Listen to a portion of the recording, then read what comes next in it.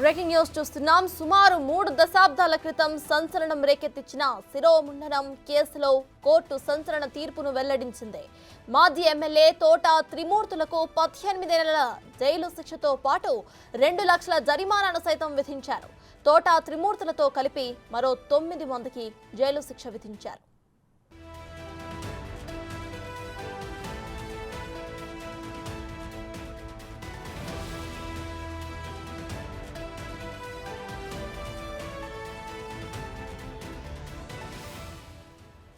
Breaking news చూస్తున్నాం. సుమారు 3 దశాబ్దాల క్రితం సంచలనం రేకెత్తించిన శిరోముండనం కేసులో కోర్టు సంచలన తీర్పును వెల్లడించింది.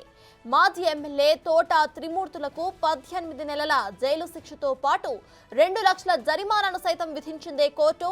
ఇక తోట త్రిమూర్తులతో పాటు మరో 9 మందికి జైలు శిక్షను విధించారు.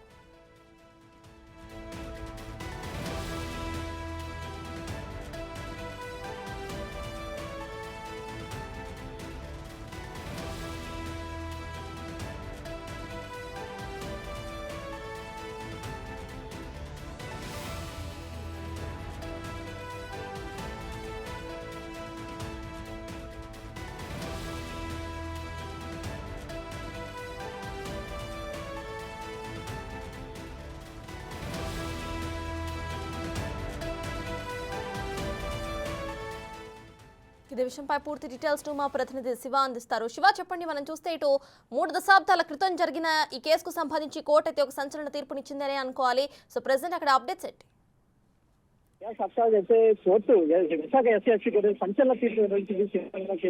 సుమారు 28 సంవత్సరాల తర్వాత ఈ యొక్క తీర్పునైతే కోర్టు నిర్వహించడం జరిగింది. ఇక మనం చూసినట్లయితే బాధితులందరూ కూడా హర్షం వ్యక్తం చేసినటువంటి పరిస్థితి కూడా నెలకొంది. మొత్తం తోట ప్రస్తుత ఎమ్మెల్యే, అదేవిధంగా మండపేట నుంచి వైసీపీ అభ్యర్థిగా పోటీ చేసినటువంటి తోట త్రిమూర్తులు, అదేవిధంగా 94లో అప్పట్లో రామచంద్రాపురం నుంచి ఎమ్మెల్యే గెలిచిన తోట త్రిమూర్తులతో కలిపి మొత్తం 9 మందికి అయితే ఈ యొక్క శిక్ష అయితే ఖరారు చేసింది విశాఖ ఎస్సీ కోర్టు. ప్రతి ఒక్కరికి 18 నెలల జైలు శిక్షతో పాటు, అంటే ఎస్సీ కేసు కింద 18 నెలల జైలు శిక్షతో పాటు, అదేవిధంగా ఐపీసీ కింద మొదటి 6 నెలలు, మొత్తం 24 నెలల పాటు ప్రతి మొత్తం నిందితులందరికీ కూడా శిక్ష అయితే ఖరారు చేసింది. దాంతో పాటుగా మనం చూసినట్లయితే అయితే మొత్తం 10 మంది ఇందులో నిందితుల కోర్టు తెలుసుగా ఒకరికి ఇప్పటికే విచారణతో మిగతా 9 మందికి కూడా కోర్టు అయితే శిక్ష ఖరారు చేసింది. అదేవిధంగా 1,50,000 ప్రతి ఒక్కరికి కూడా ఫైన్ అయితే ఖరారు చేసింది. సత్తాజ్ ఈ కేసులో మొత్తం చూసినట్లయితే ఇక్కడ మొత్తం మనకి ఏంటంటే ఎస్సీ కేసు కింద ఈ యొక్క కేసు నమోదు చేయడం కావచ్చు. ఇంతకుముందు ఈ తోట త్రిమూర్తుల వర్గం పూర్తిగా ఇది వీళ్ళందరూ ఎస్సీలు కాదు, అదే ఎస్సీలు కాదు, వీళ్ళందరూ కూడా కన్వర్టెడ్ క్రిస్టియన్స్ అని చెప్పి వీళ్ళందరూ కోర్టులో క్లెయిమ్ చేయడం కూడా జరిగింది. అయితే అప్పట్లో